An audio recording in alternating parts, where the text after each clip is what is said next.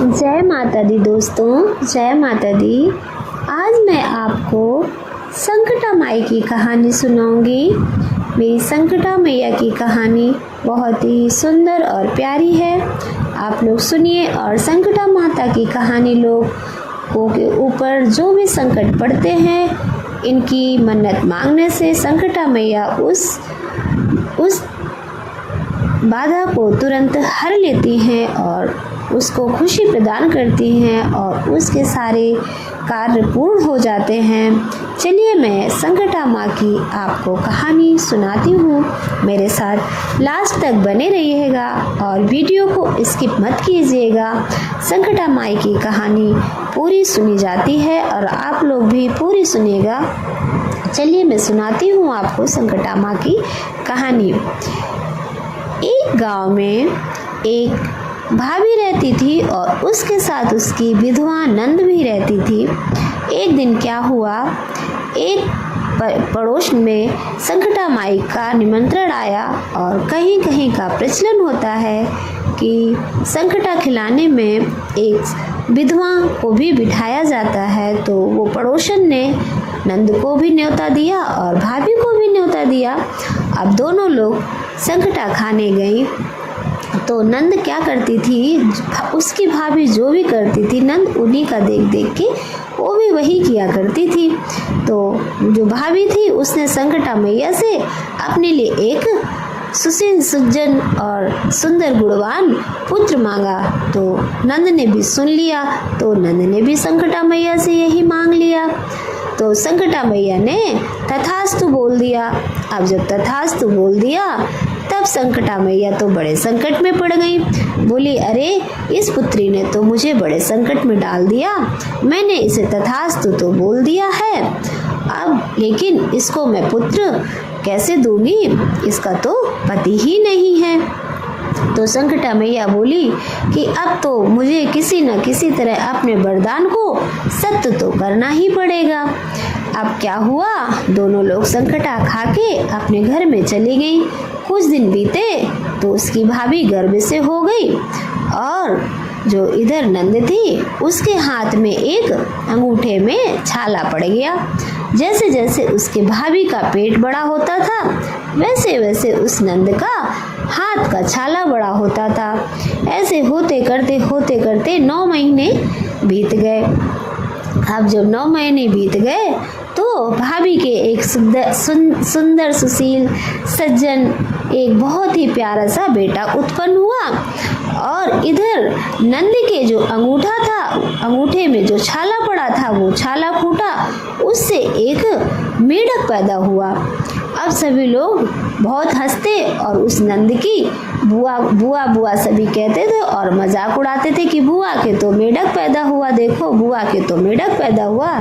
तो बुआ बहुत चिढ़ जाती थी कि मेरा मेढक तो मुझे जान से भी प्यारा है, मेरे मेढक को कोई कुछ भी मत कहो। और ऐसे होते होते क्या हुआ कि अब दोनों बड़े होने लगे। जब दोनों बड़े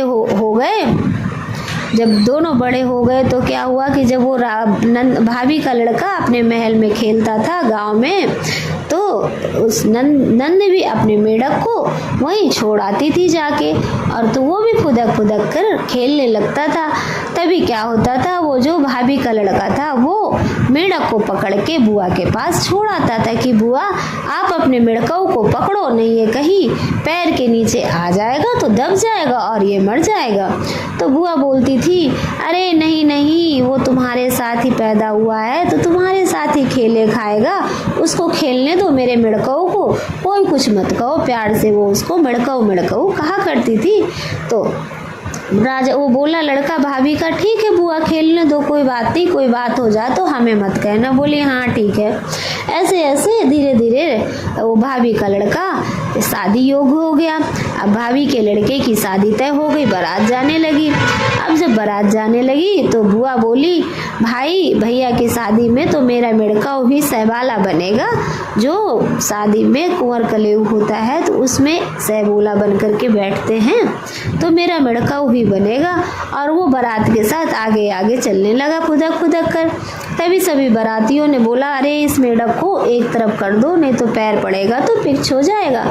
तो बुआ बोली नहीं नहीं, मेरे मुड़कऊ को जाने दो, मेरा मुड़कऊ तो सहबोला बनेगा। बोले ठीक है, जैसी आपकी मर्जी। अब होते करते बारात पहुंच गई जहां उसकी शादी थी भाभी के लड़के की। अब वहां जब देखा कि सभी के लिए तो बैठने के लिए आसन बने हुए हैं और सभी आसन में विराजमान हो गए, लेकिन मेढक देख रहा है कि मैं कहाँ बैठूं, मेरे लिए तो कोई आसन ही नहीं है। अब वो थोड़ी देर इधर उधर देखते हैं, तभी उन्हें, आपने देखा होगा गांव में जो कंडे बनाए जाते, उपले बोलते हैं जिसको, उसकी एक बहुत बड़ी भटिया लगी हुई थी। वो उसी के ऊपर फांद करके उचक करके बैठ गया। अब उसके ऊपर बैठ करके चारों तरफ देखने लगा। तभी वहां से रानी निकली, एक हाथी पर बैठ के जयमाला लिए हुए आई और उसे सत्यदेव भगवान का स्मरण किया और बोली, हे सत्यदेव भगवान, जहाँ पर आप हो मेरा जयमाला वहीं पर पड़े, मैं आपको पति रूप में स्वीकार करूंगी। तभी वो जो हाथी था उसने 3 चक्कर लगाए और लगाने के बाद उस भटिया के ऊपर उसने माला पहना दिया, क्योंकि वो जो मेढक था वो तो सत्यदेव भगवान थे, लेकिन ये बात किसी को नहीं पता थी। तभी क्या हुआ कि जितने वहाँ राजागण बैठे थे सभी उठ गए कि अरे गलती हो गई, हाथी से गलती हो गई, फिर से ऐसा कराओ। तो हाथी बोला, वो राजा बोला कि ठीक है भाई, फिर से ऐसा करो। फिर से यही किया गया और फिर रानी ने सत्यदेव भगवान का स्मरण किया कि हे मेरे सत्यदेव भगवान, जहाँ आप विराजमान हो मेरा माला वहीं पर पड़े। तब हाथी ने जाकर फिर वही माला वहीं पर डाल दिया। अब क्या राजा लोग गुस्सा होने लगे कि ये कैसा अपमान है, हम लोगों को बुला करके और रानी एक मेढक को अपना पति स्वीकार कर रही है और ये हाथी पागल हो गया है, आप दूसरा हाथी लेके आओ। तब राजाओं का काम भाई, तुरंत दूसरा हाथी आ गया। अब रानी ने घोषणा कर दी कि अब इस बार तीसरी बार ये हाथी जहाँ भी जयमाला पहनाएगा मैं उसी को पति स्वीकार करूंगी, चाहे वो राजा हो या वो मेढक हो। बोले ठीक है। अब हाथी ने फिर 5 चक्कर लगाए और 5 चक्कर लगाने के बाद वो जयमाला उसने फिर उसी भटिया पे मेढक के ऊपर डाल दिया। अब सारे राजा तो क्रोधित होकर बाहर निकल गए और खड़े होकर तमाशा देखने लगे। मेढक नीचे उतरा और खड़ा हो गया। अब मेढक और रानी की शादी हुई। जैसे ही रानी ने मेढक के ऊपर जयमाला डाला, वो तो एक 16 साल का सुंदर सुशील राजकुमार बन के खड़े हो गए। अब लोगों की आंखें फटी की फटी रह गईं। थोड़ी देर बाद वो फिर अपने उसी रूप में आ जाते हैं, मेढक के रूप में, और रानी पीछे और मेढक आगे आगे अपने घर की ओर प्रस्थान करते हैं और चल पड़ते हैं। अब अपने जब गांव के समीप एक बाग पर पहुंचते हैं तो गांव में खबर कर दी गई कि बुआ से बोलो कि तुम्हारे मेढकों की शादी हो गई है, वो बहू लेकर आ रहा है, और बोलो बुआ से कि सूप सजा करके रख लें बहू का निहारन करने के लिए। अब बुआ तो बहुत दुखी हुई, बोली क्यों मजाक उड़ा रहे हो, अच्छे अच्छे लोगों की तो शादी नहीं होती, मेरी मुड़कौ की कहाँ से शादी हो जाएगी। सभी लोग बोले नहीं, ऐसी बात नहीं है, बिल्कुल सच बात है, और आप निहारन के लिए सूप सजाओ, बहू आने वाली है। बुआ ने तुरंत सूप सजाया और सूप सजा करके बैठ गई आंगन में।